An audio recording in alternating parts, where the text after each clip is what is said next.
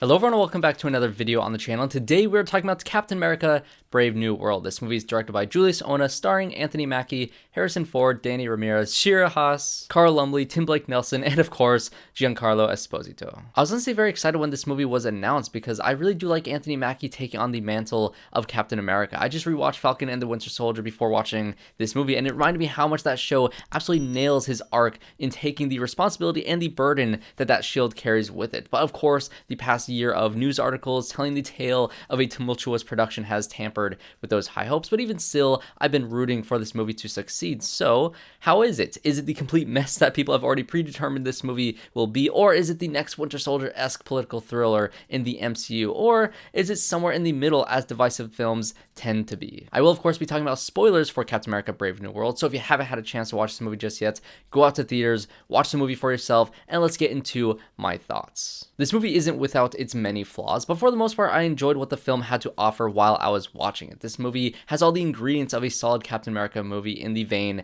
of Winter Soldier, but I couldn't help but feel that something was missing here, and honestly, I've been trying to piece together what that is since I watched this film last night. It follows a very similar structure to the Winter Soldier. There's an opening action scene featuring Cap taking on an army of goons, leading to one final boss where they fight hand to hand, no shield needed. With the help of another hero, stolen information is retrieved that will lead our heroes down a political conspiracy. An assassination attempt occurs, leading to our heroes separating on their own without government resources to figure out who is behind this attack. And this leads our characters to an underground lab where a past MCU character has been scheming for years to enact their plan, which is already set in motion. Tensions rise as the villain's plan gets closer and closer to being completed, but Cap is able to reveal the conspiracy to the world and stop global catastrophe. So we have a lead performance from an actor fully committed to the hope and unwavering, fight for truth that is needed for the character of Captain America. And hell, we even have a Falcon and a Black Widow by Cap's side. The main difference being that this time around, we have a Hulk. And frankly, I think that most of these ingredients are good here. The opening scene is definitely not as strong as the Winter Soldier, but the setup for the political conspiracy and assassination attempt is solid. I really dug the mishmash of unresolved MCU plot threads that were brought together to create this story. We finally get to see the world's reaction to the Celestial from Eternals hanging out in the Indian Ocean. The discovery of adamantium has thrown the world into a power struggle, and Ross's attempts to create a treaty among the several nations to share these resources essentially is his attempt to right the wrongs he has done here in the past, leading this to feel like the most direct follow-up to the Incredible Hulk that we've ever had. Tim Blake Nelson returns after 17 years as the leader, whose happening like statistical intelligence hatches a plan to disrupt the treaty, nearly sparking a war between the US and Japan, all in order just to really destroy Ross's legacy. 62% chance.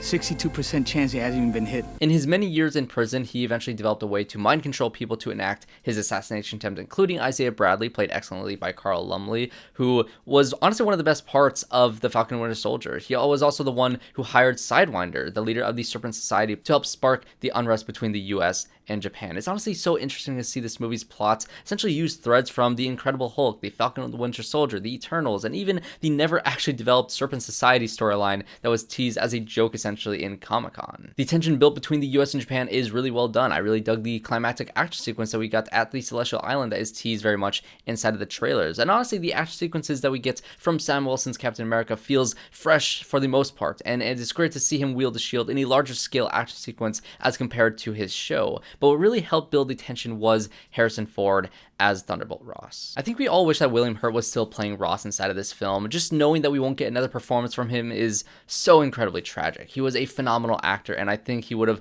absolutely crushed it here, as he always did. But if you are going to cast a new actor in this role, Harrison Ford is a fantastic choice. What I love about him is that he is so unapologetic about the roles that he takes. He will definitely say that he took this solely for the paycheck, but he will still fully commit to the work itself. His gradual turn into the Red Hulk in this movie was great. You can tell that he was unstable from the very beginning, as Ross tends to be as a character, but you really get to dig deeper as to why in this film, and I thought it worked really well. We get some well-needed background between him and Samuel Stearns in the aftermath of the Incredible Hulk, which absolutely leveled the city of Harlem. He essentially was the fall guy for the events of that movie, so he is put in jail, and at one point, once Ross is dealing with some heart failure, he decides to turn to Stearns and promises him with a pardon if he provides him with some life-saving medicine and his intellect in order to get him into the presidency. And since Ross is Ross, he eventually goes goes back on his word and decides not to pardon Stearns, which leads to his entire plan to destroy the legacy that he has built for himself. And I really dig this plot on paper. I like that in the leader's grand schemes, he doesn't need Isaiah Bradley to actually assassinate Ross. He doesn't need war to break out over the adamantium. He doesn't even need to kill Captain America. All he really needs is for Ross to get his downfall. He is just an absolute hater from day one. But what doesn't fully work for me for this character is his look and the performance from Tim Blake Nelson, which was fine. I think he looks fine here. I believe that it's mostly practical effects with the design of his character, which I dig practical effects, but it wasn't quite what I was expecting for the look of this character, and his performance felt fairly flat to me. I think his southern drawl ended up, making him feel a bit more silly than intimidating in this movie. But again, I do think that his motivations and his evil schemes in this movie is pretty solid on paper. And I think that honestly matters most, because on rewatch, maybe I can get used to his look and the performance that he's giving inside of this movie, because, the marketing hid his role very well in here. So maybe a rewatch can help this movie. During the aerial battle at the Celestial Island, Ross's panic and growing anger was more intense than the battle itself. I think it's a large reason as to why the intensity of this movie works so well. If Cap's plan to de-escalate the situation failed, then a Hulk being unleashed on this warship would have been so incredibly bad for everyone. And you know that because of the marketing that this will eventually happen, but knowing this didn't affect my enjoyment of that tension. And once we finally do get to that point and Stearns has to turn himself in to publicly reveal Ross's scandals in the past, it is so satisfying to see him fully lose himself here. The best revenge is to turn him into the one thing that he hated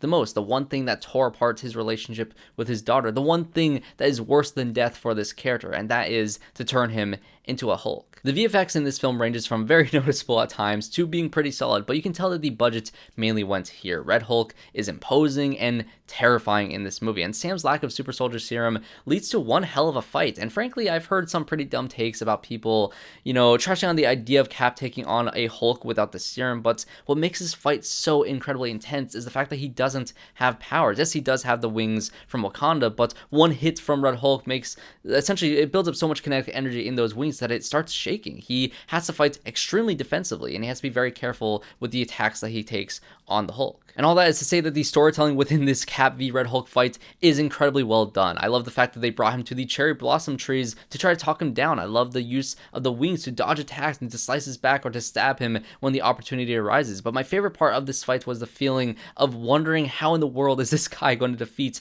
the Red Hulk. So yes, I really did enjoy the political conspiracy and tension. I dug the motivations for the leader and Ross's unstable nature, and the action you get from Cap in this movie feels unique to the strengths of this character, and the inclusion of many unresolved plot threads amongst the MCU was fun to see come together inside of this one movie. So what is it that I felt was missing from this film? There's honestly several things that you can point to in this movie to kind of explain the empty feeling I felt as the credits rolled in this film, but I think the main thing I felt was lacking in this movie was the emotional drive leading the audience through this story. Every Captain America film up until this point had some emotional tie that grounded this character to whatever situation that he found himself in. For the first Avenger, it was the romance between Steve and Peggy. In both Winter Soldier and Civil War, it was Cap's friendship with Bucky and how far he'll go to defend his friend. And in here, the closest thing we get is with, Isaiah Bradley's storyline, the weight of Lumbly's performance when he's thrown in prison and he pleads to Sam saying that he can't go back was the closest that we got to this. But I think that the clunky exposition to get those who didn't watch the Falcon and Winter Soldier on board was kind of distracting, and this story is just really a framing device within this movie. It is important at the beginning of the story, it is the inciting incident, but once Bradley is thrown in jail, we generally don't return to him until the very ending of this movie once his name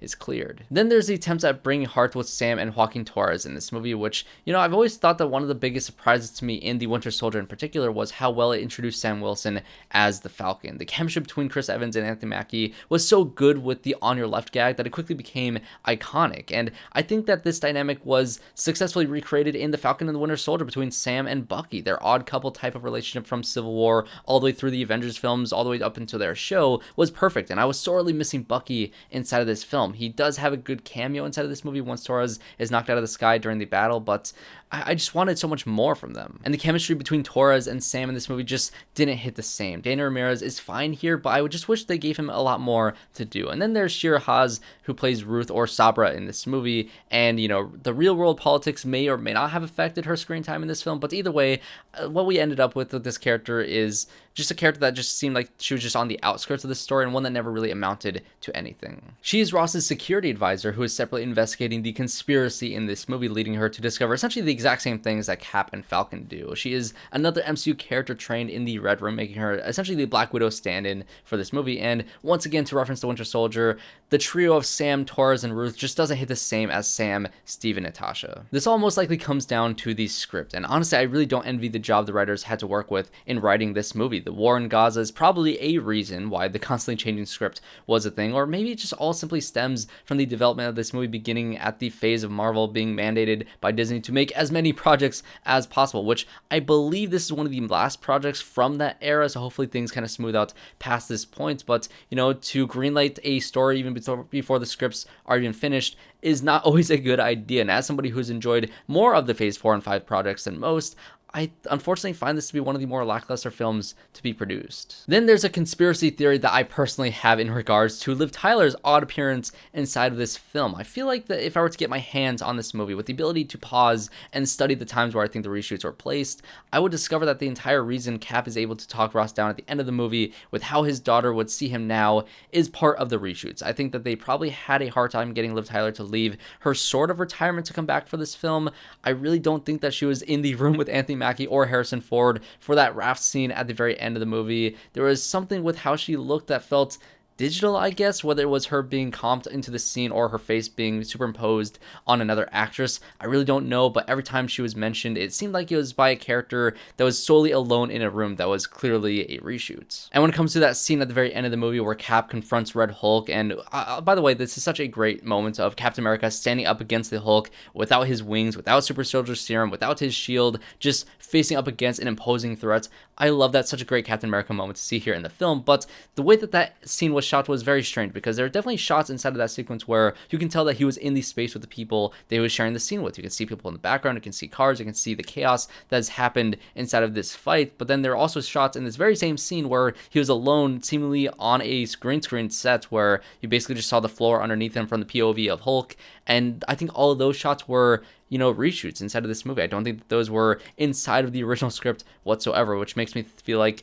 maybe Liv Tyler wasn't originally supposed to return for this movie at all. There was definitely a funeral scene that was teased inside of the trailers for this film that's definitely not here inside of the movie, and so maybe Ross was supposed to die here at the end, but when they got Liv Tyler to agree to return, maybe they reworked the ending to give him a redemption of sorts, or maybe it would have looked just incredibly distasteful to have Captain America kill the President of the United States in a blockbuster movie, especially in the current political climate that we have here in the United States, which, yeah, maybe that was a good call, which also, by the way, I do think that Ross somehow makes a more stable president than the one that we got slumped in the Oval Office right now, but that's another story altogether. So yeah, this is an odd one for me. On one hand, I really dug the action, the ramping up of the tension, the MCU salad that is this movie's attempt to bring together forgotten plot threads of this franchise, and that epic, you know, final sequence between Captain America and the Red Hulk was awesome. But on the other hand, we have a film that lacks any real emotional weight of the previous Captain America films between the characters because of either reshoots or the ever-changing script, which to me is quite disappointing because Anthony Mackie deserves much better for his first theatrical outing as Captain America. It, however, was entertaining as I was actually watching the film, and I am very much looking forward to him eventually leading his own Team Avengers here in the future. There is one very brief post-credit scene where Captain America visits the leader inside of prison, where he essentially says that, you know, he's calculated all these things in his head, and again, a very happening-esque way, where he says that, you know, there's different worlds inside of this universe, and they're all eventually going to clash together. Honestly, it's a very lackluster post-credit scenes too. I'm excited to see what Secret Wars has in store for us, but this post-credit scene was not the most promising thing. But hey, those are just my thoughts on Captain America Brave New World. Let me know what you thought of the film in the comment section down below. Was it disappointing to you? Did you really love it? Let me know how you thought of it. And of course, if you did enjoy this review, make sure you guys leave a like and subscribe to the channel to see more reviews just like this. I've got reviews out for Heart Eyes, which I would definitely recommend for Valentine's Day, along with 15 films that I watched at the Sundance Film Festival this year. So thanks everybody for watching this video, and I hope to see you all in my next one.